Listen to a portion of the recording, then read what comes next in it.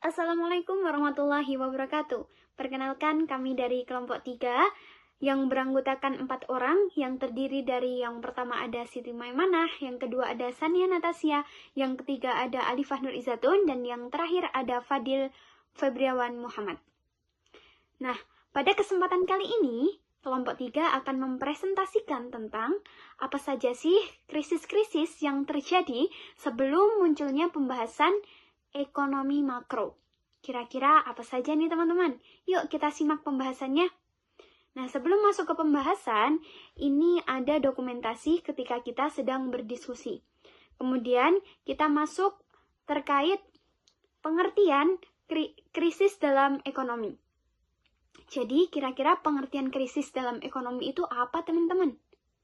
Nah, jadi ternyata krisis ekonomi itu bukan sekadar bisnis yang sedang sepi atau bisnis yang sedang bangkrut. Ternyata bukan, teman-teman. Melainkan sebuah penurunan drastis yang terjadi secara berkelanjutan pada kinerja ekonomi pada suatu wilayah.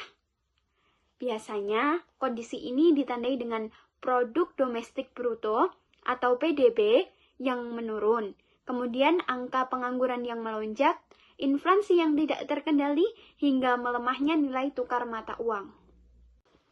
Kemudian kita lanjut membahas tentang jenis-jenis krisis ekonomi. Ada 3 jenis krisis ekonomi. Yang pertama yaitu krisis perbankan atau bank gagal bayar.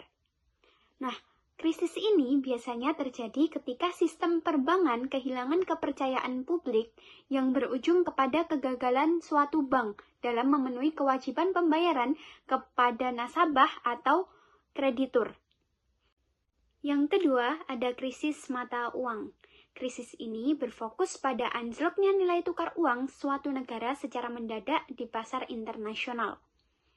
Seperti devaluasi tajam, terjadi penurunan nilai mata uang lokal yang sangat signifikan dan cepat terhadap mata uang asing, seperti dolar Amerika Serikat. Kemudian menipisnya cadangan devisa. Pemerintah biasanya mencoba menyelamatkan nilai mata uang itu dengan menjual cadangan devisa atau dolar mereka ke pasar. Jika cadangan ini habis, namun nilai mata uang itu tetap jatuh, maka krisis ini akan semakin parah. Krisis yang ketiga atau krisis yang terakhir adalah krisis utang.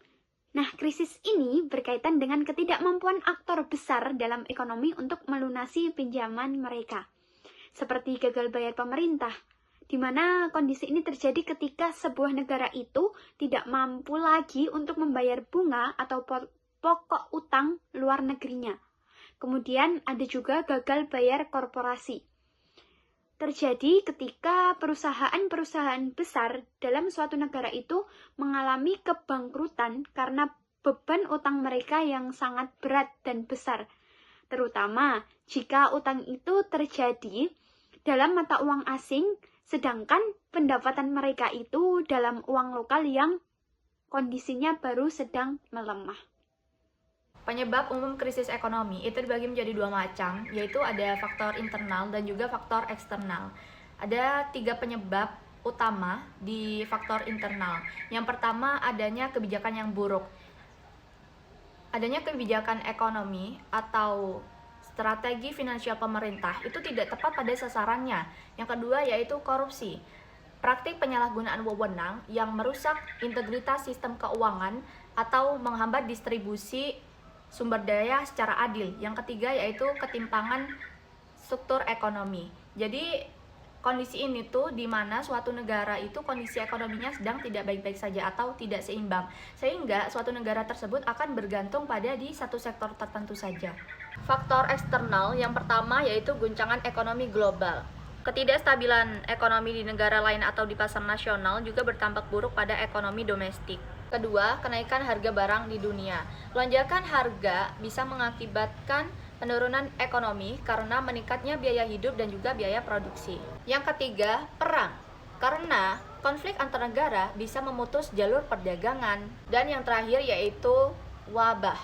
Karena seperti yang kita ketahui pada tahun 2019 negara kita itu sedang mengalami pandemi COVID-19 dan di situ kondisi ekonomi sedang mengalami penurunan yang sangat drastis karena ketika kita ingin melakukan aktivitas kita juga sangat terbatas dan kita juga tidak bisa bertemu langsung dengan orang lain mungkin kalau kita berjualan di pasar seperti itu.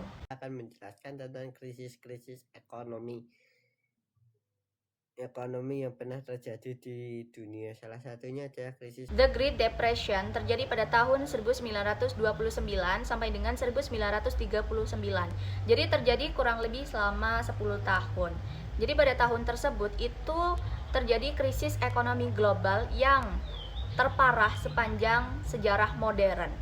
Hal itu dipicu karena runtuhnya spekulasi saham di Amerika Serikat yang mengakibatkan kebangkrutan massal di sektor perbankan dan juga meningkatnya angka pengangguran hingga mencapai 25% pada waktu itu. Jadi lumayan tinggi ya, 25%, yang kemudian mengakibatkan ketidakseimbangan ekonomi di seluruh internasional.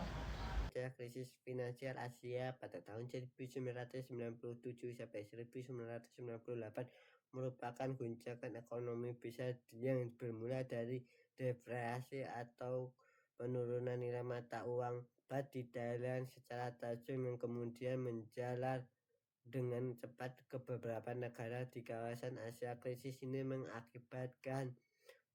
mengakibatkan kebangkrutan massal pada sektor perbankan di beberapa negara Asia yang dipicu oleh anjloknya nilai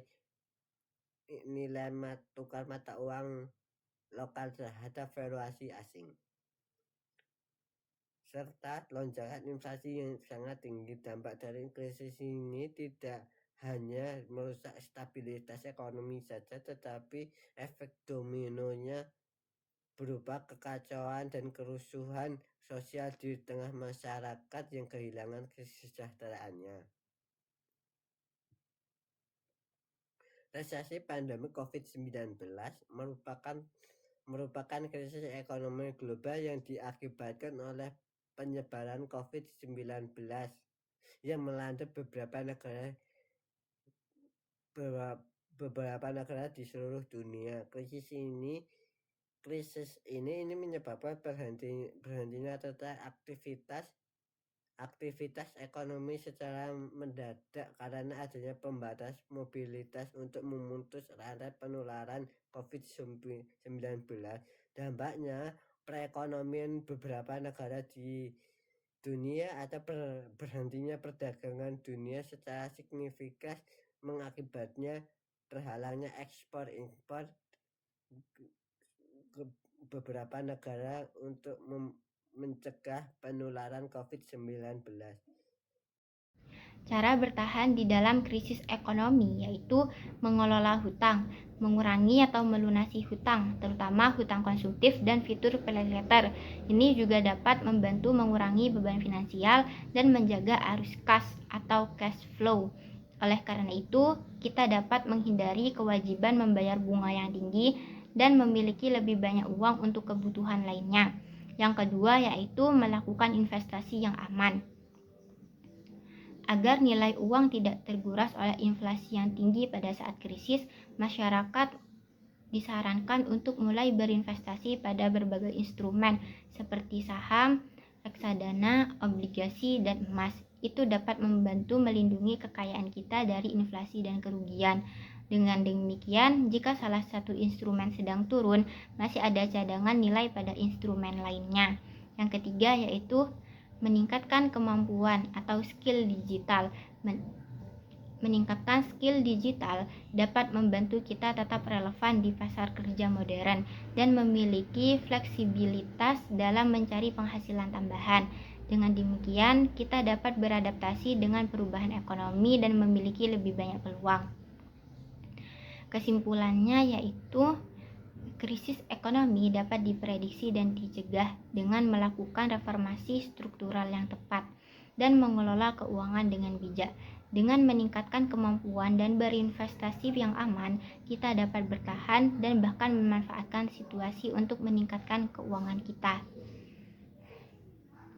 Sekian dari kelompok kami, kurang lebihnya mohon maaf. Wassalamualaikum warahmatullahi wabarakatuh.